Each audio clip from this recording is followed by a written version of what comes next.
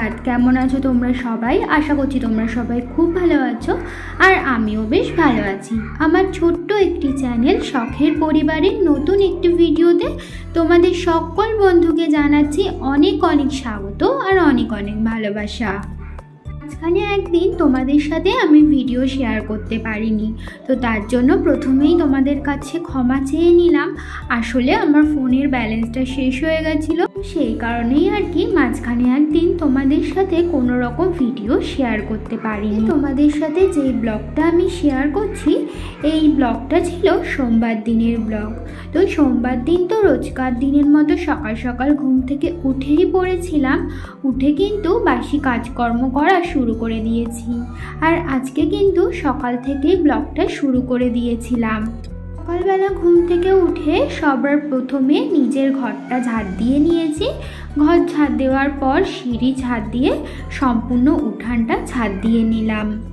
উঠানটা ঝাড় দেওয়ার সাথে সাথে রোজ দিন কিন্তু আমি গেটটা খুলে গেটের সামনে আমাদের যে রাস্তাটা আছে ওই রাস্তাটাও একটু ঝাড় দিয়ে নিই। আর দেখো, বৃষ্টিতে আমাদের রাস্তাটা কিন্তু একদমই কাদা কাদা হয়ে গেছিলো। মাঝে যেহেতু 2-3 দিন বৃষ্টি হচ্ছে না, একটু হালকা হালকা রোদ বেরাচ্ছে, তো সেই কারণে কাদাটা একটু শুকিয়েছে। আবার যদি বৃষ্টি শুরু হয়ে যায় আবার আগের মতো কাদা হয়ে যাবে। আমাদের যেহেতু কাঁচা রাস্তা, এখনও পাকা হয়নি, তো সেই কারণে না বৃষ্টির সময় প্রচণ্ডই অসুবিধা হয়।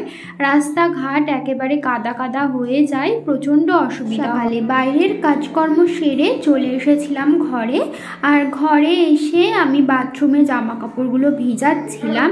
আর এরই মধ্যে দেখো আমার ছেলেও কিন্তু ঘুম থেকে উঠে গেছে।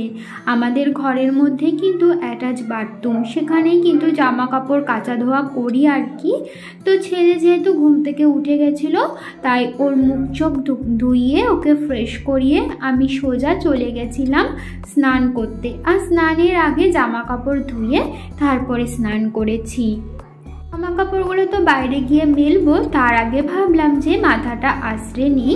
আর রোজ দিন যেহেতু আমি চুল ভিজাই না, রোজ দিন না ওই সামনের চাঁদিটাই শুধু জল দিই, আর যেদিন শ্যাম্পু করি সেদিন সম্পূর্ণ চুল ভিজিয়ে তারপরে শ্যাম্পু করি। চুলটা ভালো করে আঁচড়ে উঁচু করে চুলটা বেঁধে নিলাম। আমি চুল ছেড়ে একদমই কাজ করতে পারি না, সেই কারণে চুল ভেজা থাকলেও আমার এইভাবে গটো করে বেঁধে রাখতে হয়। যখন শুই আর কি দুপুরবেলা, তখন চুলটা ছেড়ে দিই, তখনই চুলটা শুকায়।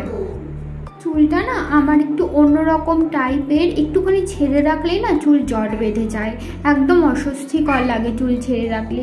কিন্তু কোথাও যখন একটু ঘুরতে ঘুরতে যাই, বিয়েবাড়ি টিয়েবাড়ি, তখন তো একটু চুল ছাড়তেই হয় বলো, যতই অস্বস্তিকর লাগুক, স্টাইলের জন্য ওইটুকু তো করা যেতেই পারে। চুল আঁচড়ে সিঁদুর পরে বিছানাটা এখন তুলে নিচ্ছি।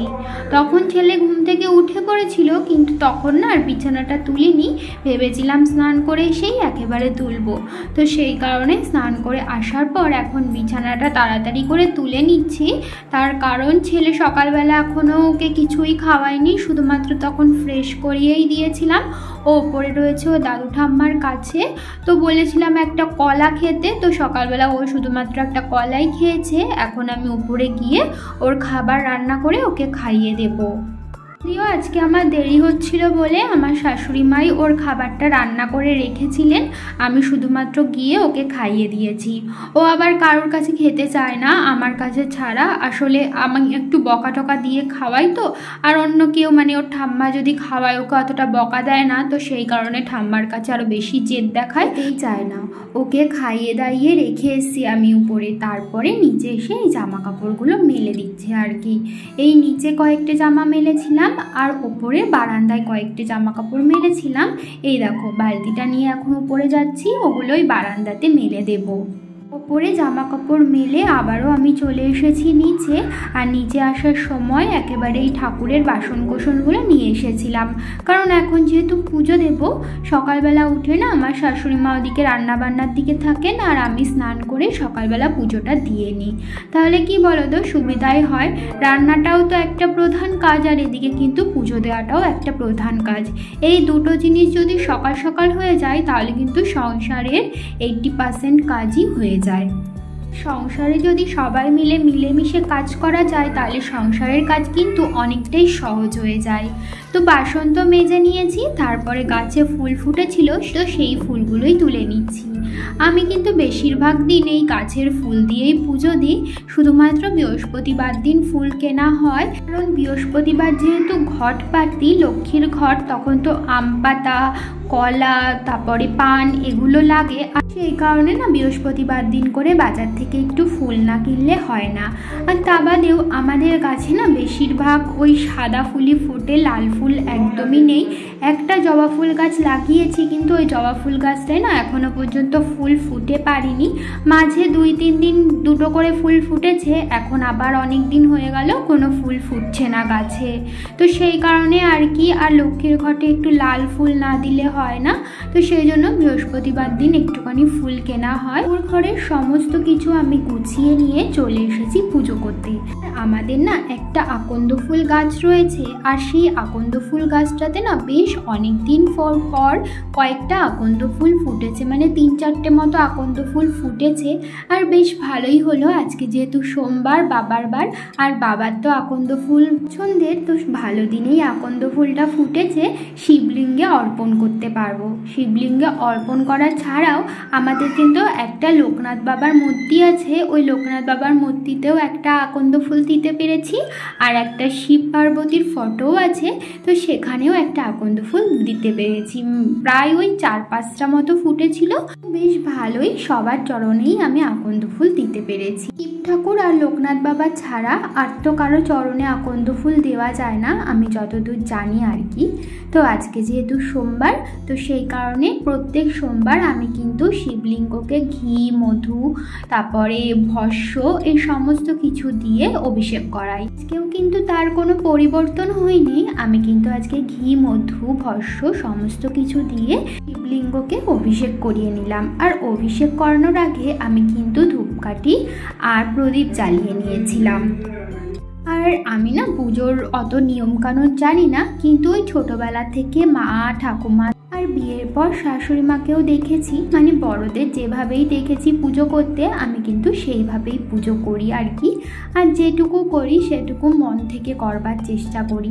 আর সত্যি কথা বলতে আমার ঠাকুরের প্রতি একটা অগাধ বিশ্বাস আছে। আমার এই পূজা অর্চনা করতে খুব ভালো লাগে, পুজোর কাজ করতে, মানে পুজো রিলেটিভ আমার যে কোনো কিছু করতে খুবই ভালো লাগে, আর এটা আমি খুব আগ্রহ সহকারেই করে থাকি। শিবলিঙ্গকে একেবারে ফুল, চন্দন সমস্ত কিছু দিয়ে সাজিয়ে আসনে বসিয়ে আমি কিন্তু ওদিকে পুজোটা সেরে নিয়েছিলাম। তারপরে চলে এসেছি রান্নাঘরে। সকালবেলা আজকে আমার শাশুড়ি মা রান্না করেছিলেন মাছের ঝোল। মাছের ঝোলে আজকে কোনো সবজি দিইনি, আলুও দিইনি, শুধুমাত্র মাছের ঝাল করেছিলেন। আর এখানে বাটিতে ছিল শাপলা, ওটা দিয়েই আমি ভাত খাচ্ছিলাম। আর এদিকে আমার ছেলের জন্য বসিয়ে দিয়েছিলাম একটু ডাল সিদ্ধ, ওকে খাইয়ে দাইয়ে স্কুলে পাঠিয়ে দিয়েছিলাম। তো তারপরে ওই স্কুলে যাওয়ার পরে আজকে আমি বেশ কিছু কাজ সেরেছি। অনেকদিন ধরেই মাথায় এই কাজগুলো ঘুরছিল, কিন্তু করে উঠতে পারছিলাম না, কিন্তু আজকে ভেবেছি আজকে এই কাজগুলো করেই ছাড়বো। তাই দেখো কাজগুলো কিন্তু করতে আমি বসেও পড়েছি। সবার প্রথমে ছেলের স্কুলের ব্যাগটা ধুয়ে মেলে দিলাম। ওই ব্যাগটা কেনার পরে না স্কুলের ব্যাগটা একদিনও ধোয়া হয়নি, ভালোই নোংরা পড়েছিল, তো সেই জন্য স্কুলের ব্যাগটা আজকে ধুয়ে দিয়েছিলাম। আর ওকে আজকে স্কুলে পাঠিয়েছিলাম অন্য একটা ব্যাগ দিয়ে। একটা ধুয়ে গেটের সামনে মেলে দিয়েছি। তারপরে এই ছেলের এই দুটো জুতো এত পরিমাণে নোংরা হয়েছিল না, নোংরাতে একদম কালো হয়ে গেছিল, কাদা মাদা মেখে একদম মানে পরার মতো পরিস্থিতিতে ছিল না, তো সেই কারণে জুতো দুটো ধুয়ে দিলাম। জুতো দুটো ধুয়ে এই তো গেটের সামনে দিয়ে দিলাম, ওই রোদ্রে একটু শুকিয়ে যাবে আর জলটাও ঝরে যাবে আর কি। এখন গেটটায় তালা দিয়ে দেবো, কারণ বাড়িতে যেহেতু কেউ নেই, আমি একাই আছি, তো সেই কারণে আর কি। আর বেশিরভাগ টাইম গেটে তালাই দিয়ে রাখি। তাহলে চলো বন্ধুরা, আজকের মতো ভিডিওটা এই পর্যন্তই। আবারও দেখা হবে পরবর্তী ভিডিওতে। ভালো থেকো, সুস্থ থেকো, আর অবশ্যই আমার পাশে থেকো।